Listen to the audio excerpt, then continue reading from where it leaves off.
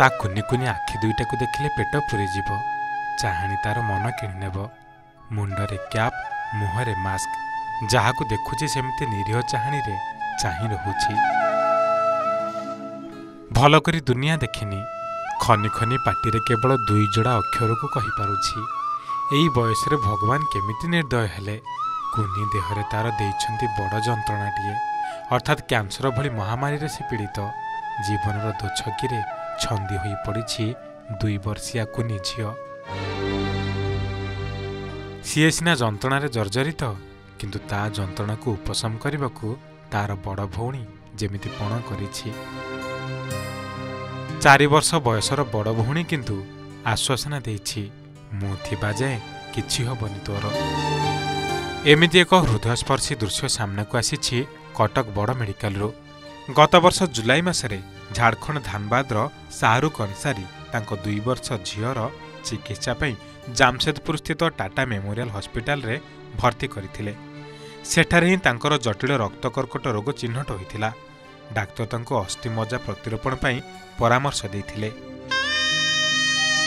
तेबे सेठारे एही चिकित्सा उपलब्ध नथिबारु तांको अन्यत्र जिबाकू कुहा जाइथिले भी चिकित्सा पई 30 रु 40 लाख टंका आवश्यक थिबा बेले एते व्ययबहुल चिकित्सा पई परिवार पाखरे अर्थ बाधक साजिथिला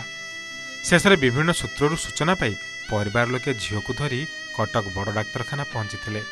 एसीबी रे जनवरी 7 तारिख रे 2 वर्षर शिशु को भर्ती करा जाई चिकित्सा प्रक्रिया आरंभ करा जाइथिला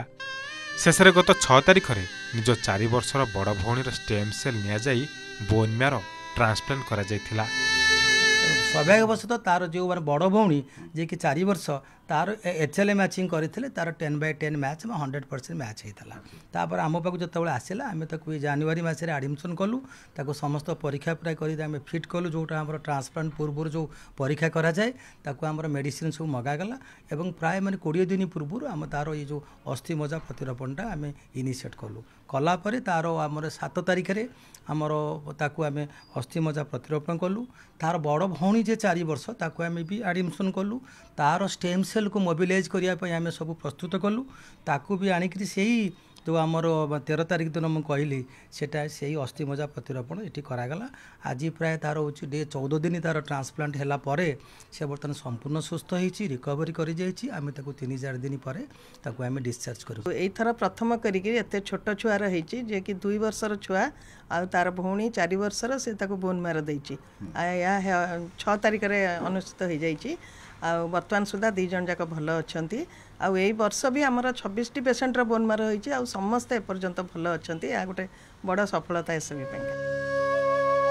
सेपटे 2 वर्षीय छोट भौणी को बंचाई देछि 4 वर्षीय बड़ भौणी उभय जीवन मूल्य कौन बुझा पूर्व दुनिया को देइछंती बड़ वार्ता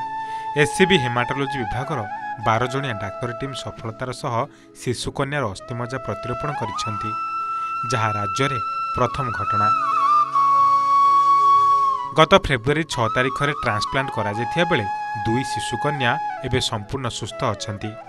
आज सुधा एससीबी हेमाटोलॉजी विभाग में 176 जनक ठारे सफलतार सह अस्थिमज्जा प्रतिरोपण करा जायथिले भी प्रथम थर जड़े शिशु शरीर में अस्थिमज्जा प्रतिरोपण करा जायछि जहाकु नै परिवार लोकंक खुशी कहिला न सरे। हमको तो ये प्रोसेस बहुत अच्छा लगा और हमको मेहरबाई टाटा मेमोरियल हॉस्पिटल से भेजा गया है और वहीं बोले जाओ बात उत करके आओ सर से तब हम लोग यहाँ पर आए सर से बात की अच्छा लगा सर से और बोले इस तारीख को आना 7 तारीख को था तब हम लोग यहाँ पर आए सर बोले ठीक है एडमिट करवा लो एडमिट करवा लिए हम लोग एडमिट करवाने के बाद इलाज चलने लगा उसके बाद इलाज चलने लगा तब सर बोले मतलब बोन मैरो ट्रांसप्लांट के लिए तो हम लोग बोले ठीक है सर तो हम लोग करवाएं ट्रांसप्लांट और अच्छा अभी रिजल्ट भी आया। पहले तो हम लोग को पता नहीं था तो हम लोग वहीं बोकारो में दिखाएं तो वहाँ मतलब बोला कि ऐसा ऐसा लग रहा है तो हम लोग इसके लिए व्हीलर गए थे व्हीलर में हम लोग को पता चला तो हम लोग वहाँ इलाज नहीं करवाएं हम लोग टाटा आए टाटा में इलाज करवाएं तो वहाँ डॉक्टर बोले कि इसको बोन मैरो ट्रांसप्लांट के लिए मतलब करना पड़ेगा तो हम लोग मतलब बोले जब 0 होगा तब करना पड़ेगा तो इसलिए यहाँ हम लोग पता करने आए थे तो यहाँ आए तो यहाँ मतलब हम लोग को डॉक्टर शशांक भेजे थे कि वहाँ कटक जाइए, वहाँ पता कीजिए अगर हो रहा है कि नहीं, अगर हो रहा है तो ठीक है। तो यहाँ आए पता किए तो बोले हाँ हो रहा, तो यहाँ फिर हुआ। तेबे एभली अस्थिमज्जा प्रतिरोपण पर थैलेसीमिया, रक्त शिकुड़ी, रक्त कर्कट आक्रांत शिशुंक पई एक नुआ आशा संचार होईछि। कटकरू कैमरा पर्सन सुभाष सह प्रभात बिश्वईंक रिपोर्ट, ओडिशा रिपोर्टर।